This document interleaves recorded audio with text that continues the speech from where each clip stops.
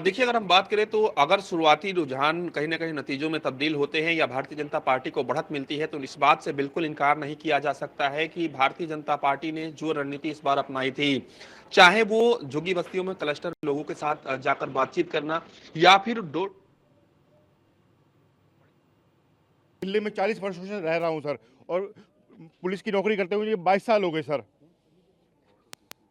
जनता थाने में लेकर अपनी समस्या जाती है सर, वहाँ उनकी समस्या को डिस्पोज कर दिया जाता है, सॉल्यूशन नहीं मिल पाता। फिर उनको कोर्ट के धक्के लगाने पड़ते हैं। कोर्ट में भी जब नोटिस होता है डिपार्टमेंट को, तो एक आधा सच्चा आधा झूठा जवाब दे दिया जाता है। अब दिल्ली की जनता उस आधे झूठ को सच साबित करने के लिए तारीखों पे तारीख लगी रहती है, सॉल्यूशन नहीं मिल पाता। अब मैं सर जमीनी स्तर पर ही ऐसी पुलिस दूंगा सर, आने वाली पीढ़ियों को एक बेहतरीन पुलिस सिस्टम दूंगा।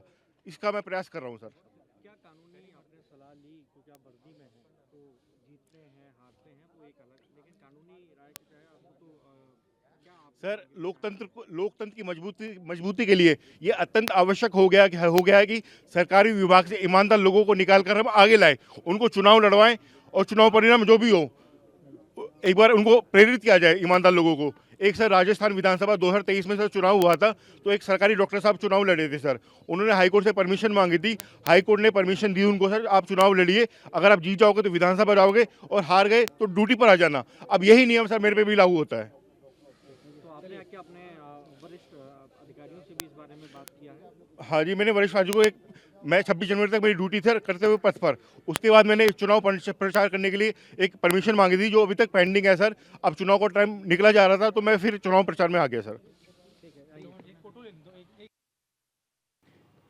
तो निर्दलीय प्रत्याशी को सुने थे आप, जिसे सस्पेंड कर दिया गया, नाराजगी जाहिर कर रहे थे। उनका कहना है कि आम जनता को ज्यादा से ज्यादा मौका मिलना चाहिए। हमारे साथ लगातार पीयूष हमारे साथ बने हुए हैं और पल पल के अपडेट हम तक पहुंचवा रहे हैं।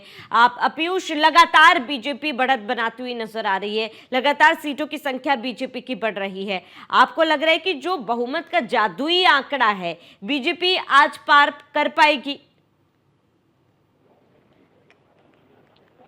देखिए, अगर हम बात करें तो ये तो कुछ घंटे बाद पता चलेगा कि क्या वाकई में भारतीय जनता पार्टी जादुई आंकड़े को छू पाती है, नहीं छू पाती है। लेकिन जो शुरुआती रुझान जिस तरीके से आ रहे हैं, निश्चित रूप से ऐसा प्रतीत हो रहा है कि भारतीय जनता पार्टी संभवतः बहुमत का आंकड़ा पार कर देगी। और भारतीय जनता पार्टी की अगर हम बात करें तो भारतीय जनता पार्टी ने इस बार जिस तरीके से भारतीय जनता पार्टी लोगों के बीच में गई है, आप समझिए ना सिर्फ वो लोगों के बीच में गई है, बल्कि भारतीय जनता पार्टी ने इस बार लोगों की नब्ज को पकड़ा है। भारतीय जनता पार्टी ने इस बार हर वो प्रयास किया है जो दिल्ली की जनता चाहती थी। हर बार कहा गया कि भारतीय जनता पार्टी फ्रीबीज के पक्ष में नहीं है, भारतीय जनता पार्टी मुफ्त की योजनाएं नहीं चलाएंगी। लेकिन आपने देखा कि बीजेपी के तमाम बड़े नेताओं ने और खासतौर पर गृह मंत्री अमित शाह ने ये कहा कि गरीब कल्याण की जो योजनाएं हैं वो बंद नहीं होगी। इसके साथ ही जब संकल्प पत्र एक लाया गया तो आपने देखा कि तमाम, चाहे वो महिलाओं को मंथली पैसे देने की बात करें या फिर तमाम ऐसे ऐसे दावे किए गए, ऑटो वाले के लिए दावे किए गए, आयुष्मान योजना के बाद 5 लाख का अतिरिक्त स्वास्थ्य बीमा कवर की बात करें, उसका जिक्र किया गया। और कहीं न कहीं जहां झुग्गी वहीं मकान का जिक्र किया गया और कहीं न कहीं प्रधानमंत्री ने फ्लैटों की चाबी सौंपी। तो तमाम ऐसे वादे हैं वो जनता से किए गए, लोगों को फायदा पहुंचाया गया। और सबसे बड़ी बात है कि बीजेपी की इस बार की ये कोशिश रही है कि वो जनता से टच में रहें, यानी कि जो झुग्गी बस्ती के लोग हैं उनसे संवाद हो सके, उनके बीच में वो रह सके। और तमाम बीजेपी के नेता है वो उनके बीच में रहे हैं, चाहे वो सांसद हो, चाहे वो बीजेपी शासित राज्यों के मुख्यमंत्री हो, चाहे वो बीजेपी शासित राज्यों के मंत्री हो। मंत्रियों तक की ड्यूटी जो है वो लगाई गई थी, वो भी लोगों के बीच में जा रहे थे। आप समझिए कि अगर उत्तराखंड के मुख्यमंत्री पुष्कर सिंह धामी आकर यहाँ प्रचार कर रहे हैं, उत्तर प्रदेश के मुख्यमंत्री योगी आदित्यनाथ यहाँ पर आकर प्रचार कर रहे हैं, तमाम जो ऐसे मंत्री हैं जिनके क्षेत्र के लोग दिल्ली में रहते हैं वो भी आकर यहाँ पर प्रचार कर रहे हैं, लोगों के बीच में जा रहे हैं, तो इसका असर देखने को मिलेगा। तो एक बड़ा कैंपेन जो है वो बीजेपी ने कहीं ना कहीं चलाया और इसका फायदा अभी शुरुआती रुझान में भारतीय जनता पार्टी को देखने को मिल रहा है। हालांकि अभी भी इंतजार करना होगा कि इस रुझान में क्या कुछ बदलाव होता है, क्या बीजेपी और भी बढ़त बनाती है या फिर कांटे की टक्कर होती है। लेकिन जो हाई प्रोफाइल सीट है, जो हॉट सीट है, वहां पर आप देखिए कि भारतीय जनता पार्टी लगातार पकड़ बनाए हुए है। खासतौर पर नई दिल्ली सीट की अगर हम बात करें, आप अंदाजा लगाइए कि चुनाव प्रचार थमने से 2 दिन पहले तमाम जो बीजेपी के सांसद थे, न बीजेपी की बात करें बल्कि तमाम एनडीए के जो सांसद थे, उनकी ड्यूटी लगाई गई थी सिर्फ नई दिल्ली विधानसभा सीट के लिए।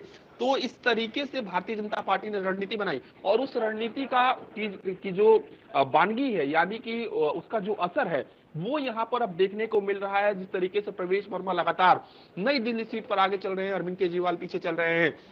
और आतिशी की सीट की अगर हम बात करें तो एक समय में आतिशी जो है वो आगे गई थी वोटों को मामले में, लेकिन इस वक्त पीछे चल रही है, ऐसी जानकारी मिल रही है शुरुआती रुझान में।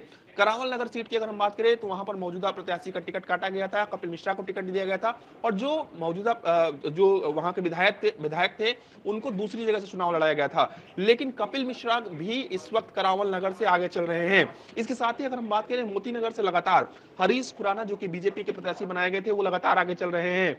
इसके साथ ही अन्य जो सीटें हैं वहां पर कई सीटों पर आम आदमी पार्टी भी बढ़त बनाए हुए हैं, लेकिन सबकी निगाहें जो है जिस बात पर टिकी हुई थी कि नई दिल्ली विधानसभा सीट, वहां पर लगातार प्रवेश वर्मा शुरुआती रुझान से ही बढ़त बनाए हुए हैं और संदीप दीक्षित पीछे चल रहे हैं। ओखला सीट की अगर हम बात करें तो वहां से अमानतुल्लाह खान भी लगातार बढ़त बनाए हुए हैं।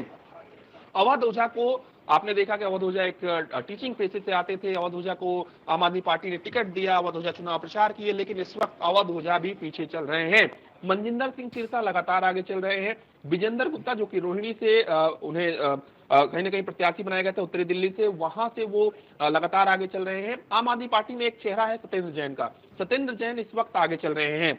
हालांकि रागिनी नाइक की अगर हम बात करें जो कि कांग्रेस पार्टी से प्रत्याशी बनाई गई थी वजीरपुर से, वो अभी फिलहाल पीछे चल रही है।